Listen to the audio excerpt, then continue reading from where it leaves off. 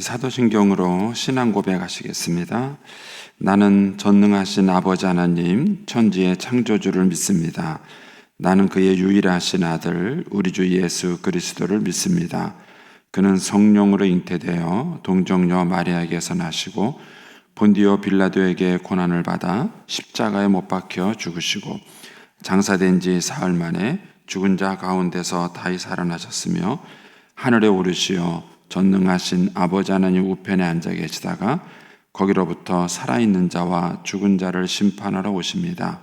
나는 성령을 믿으며 거룩한 공교회와 성도의 교제와 죄를 용서받는 것과 몸의 부활과 영생을 믿습니다. 아멘. 우리 찬송가 595장 찬송입니다. 595장 찬송입니다.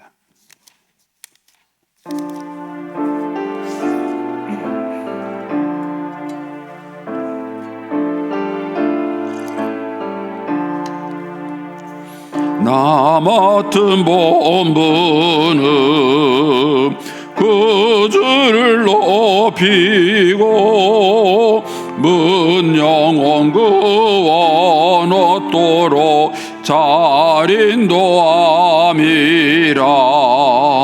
부르심 받들어 내 영제 섬기며 그 주의 뜻을 따라서 내 정성 다하리. 주 앞에 모든 일 잘 행케 하시고 이후에 주님 배울 때 상 받게 하소서. 나 항상 깨어서 늘 기도드리며 내 믿음 변치 않도록 날 도와주소서. 아멘. 기도하겠습니다. 살아계신 하나님 아버지, 은혜를 감사합니다. 지난 간밤에도 저희들을 눈동자같이 지켜주시며 주님 품 안에 편히 쉬게 하셨다가 이 새벽에도 저희들을 주 앞에 불러주심을 감사합니다. 오늘도 저희들에게 새날 주시고 또 생명 주시고 건강 주셨는데 이 한날도 주님과 더불어 동행하게 하시며 주를 기쁘시게 하는 한날 되게 하여 주옵소서. 이 새벽에도 주님께 감사의 예물을 올려드립니다.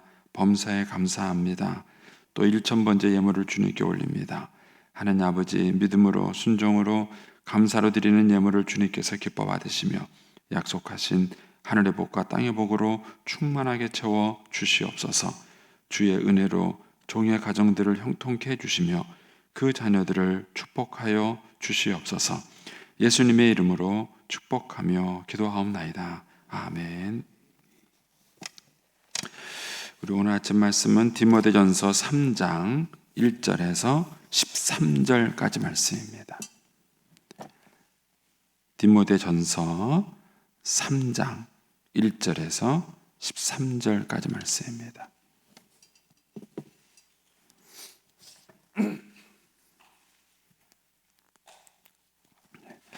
우리 같이 봉독하겠습니다.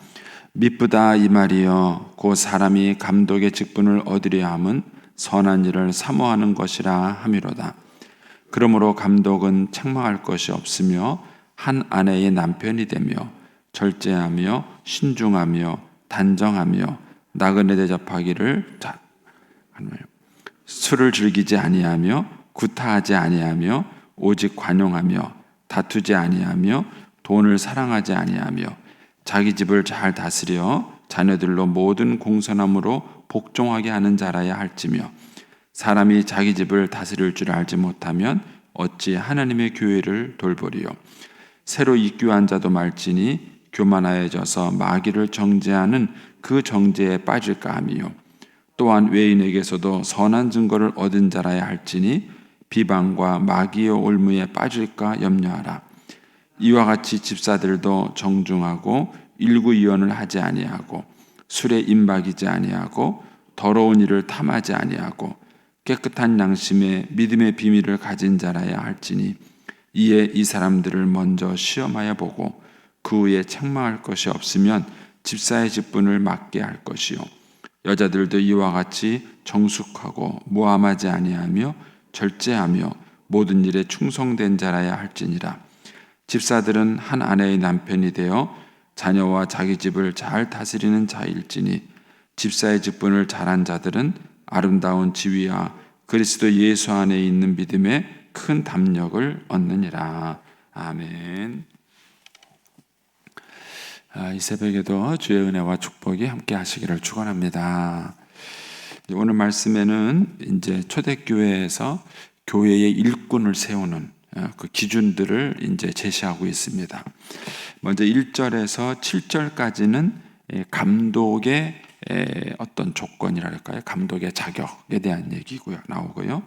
8절부터 13절까지는 집사의 자격에 대한 얘기가 나옵니다. 이제 그 집사에 대한 자격이 나오는 중에 삽입구처럼 이제 11절이 들어갑니다. 11절에 보면은 이제 여자 이 집사에 대한 자격이 이제 거기 11절에 삽입구처럼 들어갑니다. 먼저 이제 이 감독과 집사가 뭘 의미하느냐 하는 것은 아직까지 확실히 모릅니다. 이 초대교회가 생겼을 이 당시에는 지금처럼 교회가 조직화되지 않았습니다. 그리고 또 이렇게 큰 예배당이 있지 않았습니다. 그러니까 이 당시에는 요즘과 같은 그런 교회 건물이 없을 때였어요. 그리고 다 가정교회 형태였습니다. 가정교회라는 얘기는 모일 수 있는 장소가 가정에서 모였다는 거예요.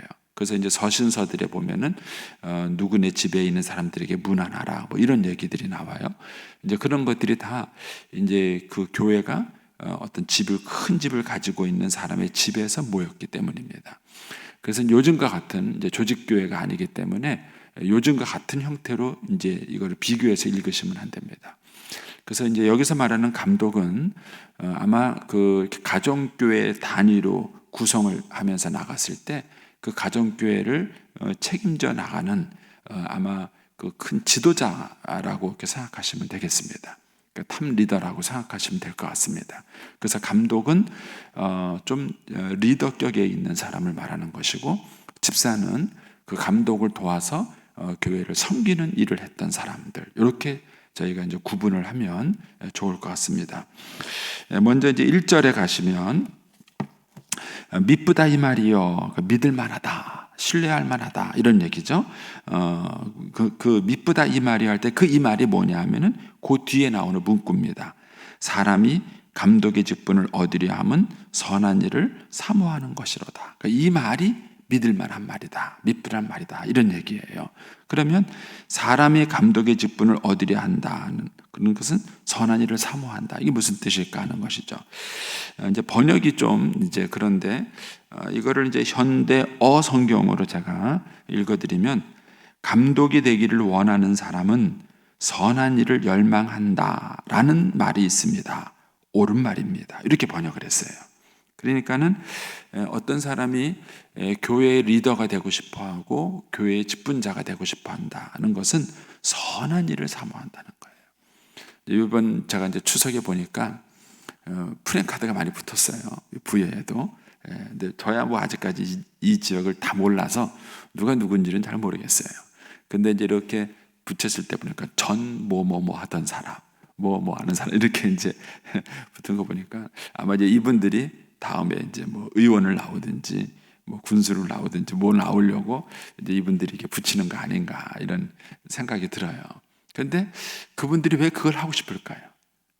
세상 사람들은 왜 의원이든 군수든 뭐 국회의원이든 뭐 이런 것을 그 사람들은 왜 하고 싶죠? 뭐 때문에 하고 싶은 거라고 생각하세요?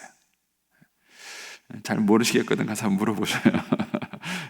그분들은 왜 그런 걸 할까 하는 거예요.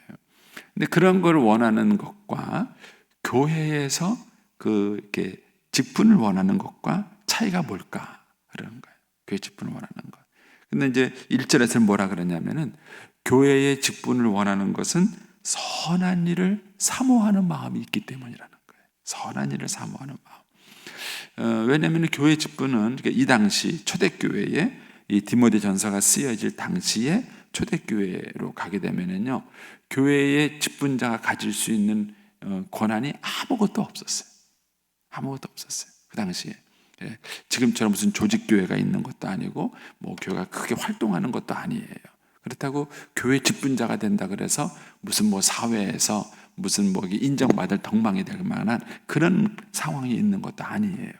그런데 그럼에도 불구하고 뭐 때문에 교회의 직분자가 되려고 하는 걸까 하는 거예요.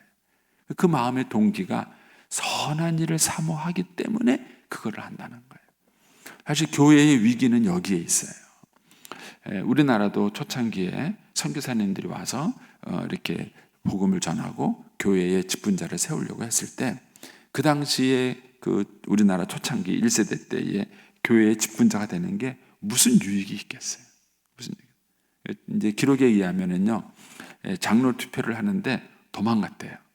사람들이 장로 안 하려고 도망갔대요.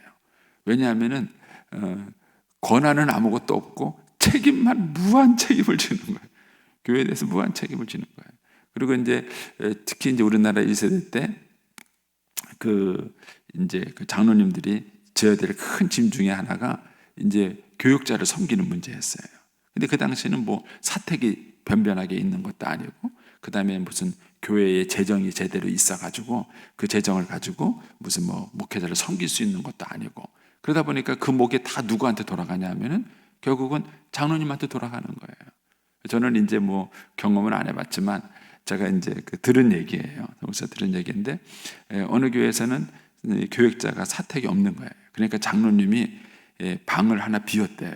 자기 집에 있는 애들을 권사님 댁으로 보냈대요. 자기 집에를 권사님 댁으로 보내고, 그리고 그 방 한 칸을 이제 목사님 사택으로 썼다는 거예요. 그런 식으로 예전에는 교회를 섬겼으니까 교회 직분자가 된다는 게 굉장히 부담스러운 거예요. 그렇다고 교회 직분자가 되면 무슨 권세가 있느냐, 무슨 명예가 있느냐. 우리나라 1세대 때는 그런 게 없었어요. 오히려 교회 간다고 손가락질 받고 비난받던 시절이니까 그런 교회의 직분자가 된다는 것이 무슨 그 세상적인 권력이나 명예나 그런 게 있겠어요. 아무것도 없는 것이죠. 그러니까는 그런 상황에서 사람들이 교회의 직분자가 되려고 한다는 것은 정말 선한 일에 대한 동기가 있기 때문이에요. 선한 일에 대한 사모함이 있기 때문에 그 사람들이 교회의 직분자가 되려고 했다는 것이죠. 이제 그런 배경에서 이 1절을 읽으셔야 되는 거예요. 믿을 만하다 이 말이에요. 사람이 감독의 직분을 얻으려고, 교회의 직분을 얻으려고 한다는 것은 선한 일을 사모하는 마음이 있기 때문이다, 이렇게 말을 하는 거예요. 오늘날 교회도 이거를 얼마나 순수하게 유지할 수 있을까 하는 거예요. 그래서 기독교 역사를 보면은요, 그 기독교 인구가 늘어나고 교회가 커지면 커질수록 교회는 타락을 했어요. 이게 이제 교회가 가지고 있는 큰 숙제예요. 그러니까 복음을 전하면서 교회가 부흥해야 되는 것은 당연한 사실이고, 또 예수 믿는 사람들이 우리는 4천만이 다 예수 믿으면 좋잖아요. 다 예수 믿는 그때까지 하는 거 좋아요. 근데 그러면서도 교회가 커지게 되고 권력을 갖게 되면은 항상 변질의 위험성이 있었다는 것입니다. 근데 이것을 얼마나 교회가 싸워서 이 순수성을 지켜가느냐, 이것이 이제 우리 한국 교회가 가지고 있는 큰 숙제 중에 하나다라는 것입니다. 그래서 오늘날 한국 교회에서 갖는 어려움 중에 하나가 뭐냐면요, 직분자를 세울 때예요. 그러니까 교회가 직분자를 세울 때 항상 시험에 들어요. 그리고 그 직분자 태우다가 교회를 떠나는 사람도 있어요. 왜 그러냐면은 오늘날 교회의 직분의 자리가 섬김의 자리가 아닌 거예요.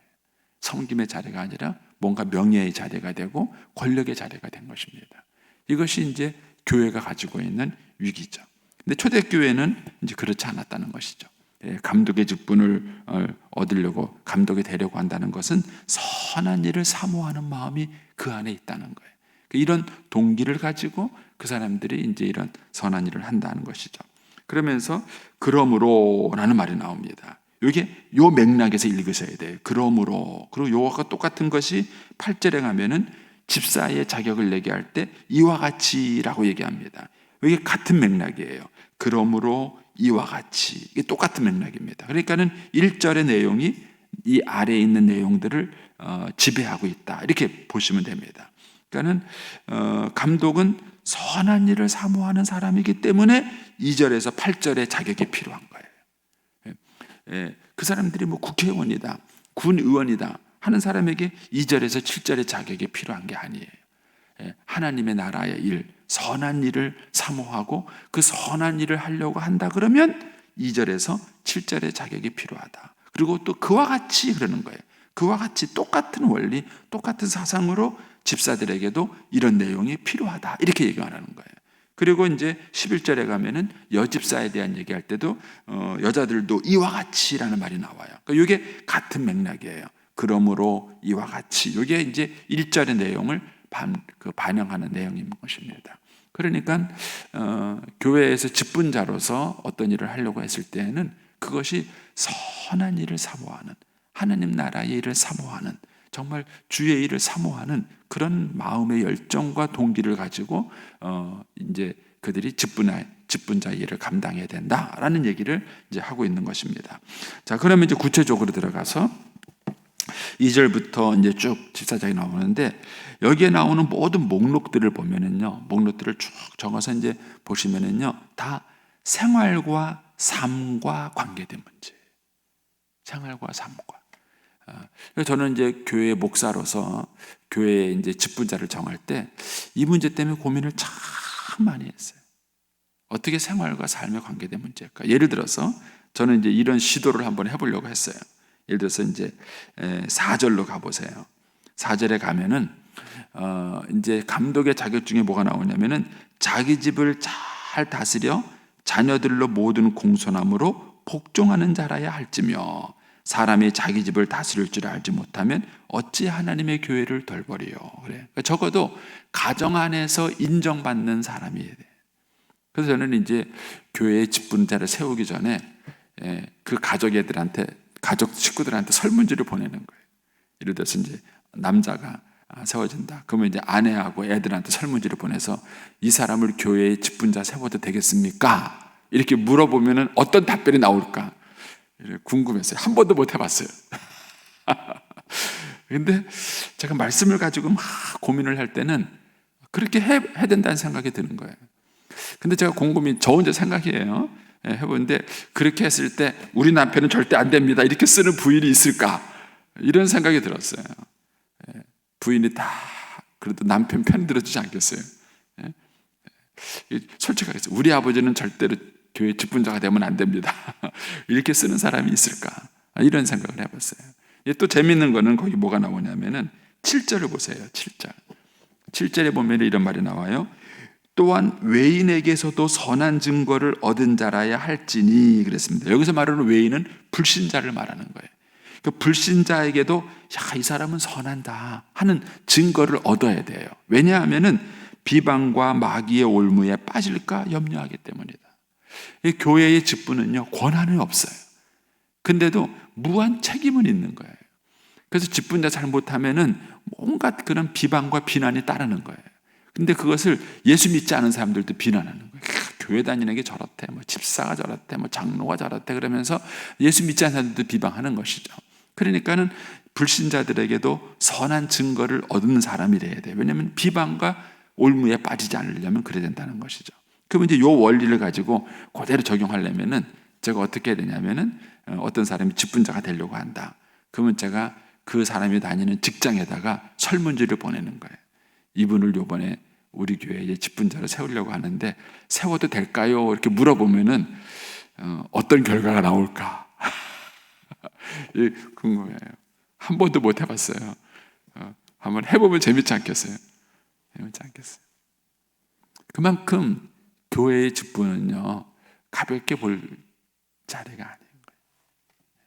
삶으로 증명이 돼야 되는 거예요. 삶으로 증명이 돼야 되는 거예요. 그런데 직분자들이 뭐 갖고 고민하냐면요, 술, 담배 가지고 고민해요. 저는 참 유치하다고 생각해요. 이런 여러 가지 많은 일들에 오히려 본을 보여야 될 사람이, 뭐 예수 믿는 사람이 술 먹어도 되네 안 되네, 무슨 회식 자리에 가서 한잔 할 수 있네, 뭐 내 직업이 그러다 보니까 어쩔 수 없이 한잔하네, 그런 유치한 문제를 가지고 갈등하고 고민한다면 그 사람이 교회의 리더가 될 수 있겠는가 하는 생각을 해보는 거예요. 그 일이 될 수 있겠는가. 이런 문제들에 대해서 여러분들이 한번 고민을 해보셔야 돼요. 그래서 제가 이제 교회에서 여러 가지 시도를 해봤어요. 투표를 해봤는데 교인들도 정직하지 않아요. 교인들도. 예를 들어서 교인들에게 이제 이런 직분의 선발권을 줘가지고 투표를 하라 그러면은 어떻게 할까요? 냉정하게 보고 투표할까요? 저 사람은 우리 사람이다 그래서 투표할까요? 어느 쪽이 맞을 거라고 생각하세요? 어느 쪽이 맞을까요? 그래서 결국은 교회는요, 얼마나 그 사람들이 영적으로 깨어있느냐가 그 수준을 결정하는 거예요. 그래서 평신도들의 질을 향상시키는 것이 중요한 거예요. 그래서 이걸 목회자 입장에서 보면 사도 바울이 지금 디모데에게 첫 번째는 뭘 권면하느냐면요, 말씀을 바르게 가르쳐라. 거짓 교훈과 싸워서 말씀을 바르게 가르쳐라. 두 번째는 기도해라. 그리고 세 번째는 사람을 잘 세워라. 이렇게 얘기하는 거예요. 사람을 잘 세워라. 그러면 사람을 잘 세워서 일꾼을 삼을 수 있는 방법이 뭘까? 그거는 뽑는 데 있지 않더라고요. 훈련하는 데 있는 거예요. 훈련하는 데. 사람들을 끊임없이 영적으로 훈련시켜서 영적으로 게을리지 않게 만들고 그 다음에 그 믿음과 신앙이 성숙할 수 있도록 계속 훈련시켜야 돼요. 근데 우리 한국교회의 전통교회 모델은요, 예배 중심의 모임이에요. 주일 예배, 수요 예배, 새벽기도, 구역 예배, 예배 중심의 모임이에요. 근데 예배 중심의 모임을 가지고는요, 절대로 사람을 훈련할 수 없어요. 신앙은 부흥을 일으킬 수는 있어요. 그러나 이런 삶의 문제, 인격의 문제, 제가 이제 제자 훈련을요, 남자 반도 해보고 여자 반도 해보고 뭐 총각도 해봤는데 제일 효과가 좋은 제자반이 뭐였냐면요, 부부 제자반이었어요. 부부 제자반. 부부를 모아놓고 동시에 제자 훈련을 시키는 거였는데 거짓말을 못해요. 옆에서 뭐라면은 아내가 아니 당신 그렇잖아 이렇게 말을 하고, 또 남편이 너 당신은 뭐 이렇게 말하더라고요. 그래서 그 부부 제자 훈련하다 싸운 경우도 있어요. 막 제자 훈련하다 막 싸워요. 막 재밌더라고요. 근데 부부 제자 훈련을 하니까 효과가 제일 높더라고요. 그리고 말씀을 배웠을 때 그것을 부부가 가서 공동으로 삶 속에 적용하는 훈련을 하니까 열매도 좋아요. 열매도 좋습니다. 그만큼 신앙은 삶과 연결된 것입니다. 그래서 여러분들이 기도할 때 우리 교회의 직분자들이 얼마나 우리의 삶 속에서 신앙의 열매를 보여줄 수 있는가, 삶을 가지고 우리가 얼마나 그런 빛을 발할 수 있는가, 이것이 우리의 신앙을 측정하는 굉장히 중요한 척도가 된다는 것입니다. 그리고 이제 또 쭉 건너뛰어서 13절을 좀 설명하고 이제 안에 있는 목록은 시간 되는 데까지만 한번 해보겠습니다. 자, 13절 가시면 집사의 직분을 잘하는 자들은 하면서 교회의 직분자가 받는 상급이 나와요. 근데 그 상급을 바로 우리가 하늘나라 가서 받을 상급만 얘기하지 않아요. 여기서 우리가 교회에서 직분을 잘했을 때 얻게 되는 상급이 뭐냐, 13절에 가면은 집사의 직분을 잘하는 자들은 첫째, 아름다운 지위를 얻어요. 아름다운 지위. 그리고 두 번째가 뭐냐면은요, 그리스도 예수 안에 있는 믿음의 큰 담력을 얻는다, 이런 말이 나와요. 그럼 이게 무슨 뜻일까? 아름다운 지위는 무슨 뜻이고 그 믿음의 큰 담력은 무슨 뜻일까 하는 것이죠. 현대어 성경에서 이 부분을 이렇게 번역을 했습니다. 집사의 직분을 잘 감당하는 사람은 다른 사람들의 존경을 받는 것은 물론 그 스스로 주께 대한 확신과 신뢰가 더욱 강해져서 이중의 보상을 받게 됩니다. 이렇게 의역을 했어요. 그런데 이게 내용을 잘 전달한 것입니다. 우리가 교회의 직분을 잘 감당하게 되면요, 첫 번째로 사람들의 존경을 받아요. 제일 먼저 존경받는 사람이 누군지 아세요? 남편은 아내에게 존경을 받습니다. 자녀에게 존경을 받습니다. 그거예요. 이게 큰 축복이에요. 나이가 들어서 사람이 받는 축복이 뭘까요? 돈일까요? 권력일까요? 뭐가 생각하세요? 여러분, 진정한 존경이에요. 진정한 존경이에요. 저는 이제 뭐 좀 부끄러운 얘기지만 어쨌든 좋은 목사가 되려고 노력을 했어요. 지금도 물론 노력을 하고요. 좋은 목사인가 그거는 아닌 것 같아요. 조 목사님과 이 부분에 대해서는 늘 마음에 무거운 짐이 있어요. 근데 어쨌든 좋은 목사가 되려고 끊임없이 싸웠어요. 근데 그 결과 얻어진 큰 축복이 우리 애들이 저를 목사로 인정을 해요. 우리 애들이 저를 목사로 인정해요. 아빠를 목사로 인정을 해요. 저는 그게 큰 축복이에요. 저한테 큰 축복이에요. 예, 가족들에게. 예, 저희 누님은 이제 안양에 계신데 예, 제 설교를 꼬박꼬박 들어요. 그리고 은혜를 받아요. 그리고 저한테 신앙 상담을 해요. 저희 누님이 저한테 신앙 상담을 해요. 저는 그게 감사한 거예요. 그게 감사해요. 제 친구가 있는데 이번에 자녀가 결혼을 해요. 그런데 저한테 자기 아들을 교육시켜달라고 데리고 왔어요. 제 친구가 저한테 우리 아이 좀 이번에 결혼하는데 네가 좀 교육 좀 시켜주고 주례도 해줬으면 좋겠다. 그래서 해준다 그랬어요. 근데 아들은 어디 있느냐? 서울에 있어요. 그랬어요. 네네. 저는 그게 감사해요. 여러분들이 교회의 직분을 잘 감당하게 되면 얻어지는 축복이 뭐냐? 진정한 존경과 사랑을 받는 거예요. 진정한 존경과 사랑을 받아요. 이것이 나이가 들어갔을 때에 큰 축복이 되는 거예요. 큰 축복이 되는 거예요. 두 번째 축복이 뭐냐면요. 그리스도 예수 안에 있는 믿음에 큰 담력을 얻는다 그러는데 이것은 뭐냐면은 담대함과 확신이에요. 사람이 인생을 살아가면서 자기가 갖고 있는 믿음에 대해서 흔들리지 않는 확신을 갖는다는 게 되게 중요해요. 그런데요, 직분을 잘 감당하지 못해서 가끔 술도 먹고 가끔 세상 사람들과 어울리기도 하고 이렇게 직분을 감당하는 사람은요, 절대로 믿음의 확신이 없어요. 그리고 삶을 살아가면서 담대함이 없어요. 담대함이 있다는 얘기는요, 마음에 거리낌이 없고 부끄러움이 없다는 거예요. 자기 삶에 대해서 당당함을 갖는다는 거예요. 근데 그게 어디서 주어지는 건가? 직분을 잘 감당하는 자에게 주어진다는 거예요. 그래서 하나님이 자기에게 주신 그 직분을 잘 감당하게 되면은 그런 하나님 앞에서 그런 담대한 믿음이 있어요. 그리고 자기 신앙과 믿음에 대한 굳은 확신을 갖게 되는 거예요. 그것이 직분을 잘 감당했을 때 우리에게 주어지는 축복이다고 오늘 말씀이 얘기를 해주고 있는 것입니다. 저와 여러분이 하나님이 주신 직분을 소홀히 여기지 않고 잘 감당할 수 있게 되길 바랍니다. 그것이 우리의 믿음과 신앙에 굉장한 담대함을 주고 나중에 우리가 임종의 순간에 왔을 때 우리를 담대하게 만드는 거예요. 내가 하나님 앞에 간다. 그 주님을 사모하는 그분 앞에 간다. 언젠가도 말씀을 드렸지만 지사님 한 분이 그분이 이제 거의 90세 가까이 사셨어요. 굉장히 건강하셨고요. 한 번도 한 번도 안 아픈 건 거짓말이겠지만은 하여튼 아프지 않으셨어요. 늘 시티백 오토바이를 타고요. 테니스 라켓을 탁 어깨에 메고 그리고 새벽기도를 안 빠지세요. 탁 와서 새벽기도 하고 새벽기도 다 끝나면은 바로 어디를 가냐면 테니스 코트장으로 가세요. 그리고 80이 넘은 나이에도 불구하고 하루에 한 게임 내지 많이면요 3게임도 뛰어요. 여러분 이게 테니스가 얼마나 힘든 운동인지 모르실 거예요. 80이 넘으셔서 3게임 뛴다는 건 기적이에요. 제가 볼 때는요. 기적이에요. 근데 컨디션 좋으면 한 3게임도 뛰시고요. 하여튼 하루에 한 게임을 꼭 뛰셔요. 그렇게 건강하셨어요. 그런데 가끔 이제 노인대학에서 놀러 가시면요. 같이 어울리는 3분이 있으세요.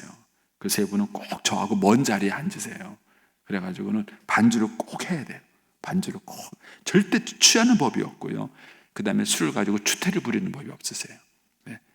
딱 자기들끼리 모여 앉아서 그냥 서너 잔 탁 한 잔 그 재미를 사셔요.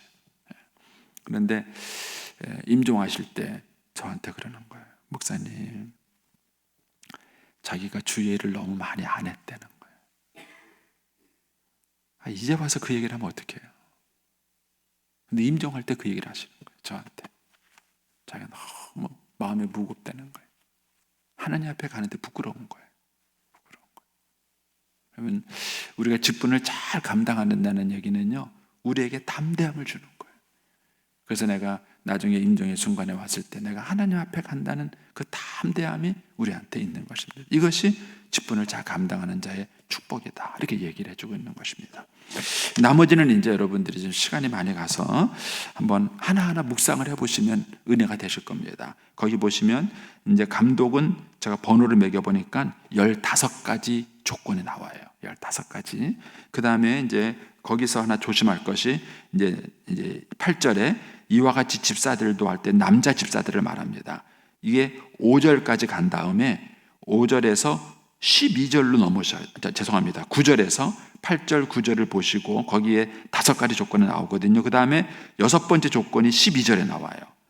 그렇게 건너뛰어서 보셔야 됩니다. 8절, 9절, 12절로 가셔서 남집사의 조건을 보시고 그 다음에 11절 하나가 여집사님의 조건입니다.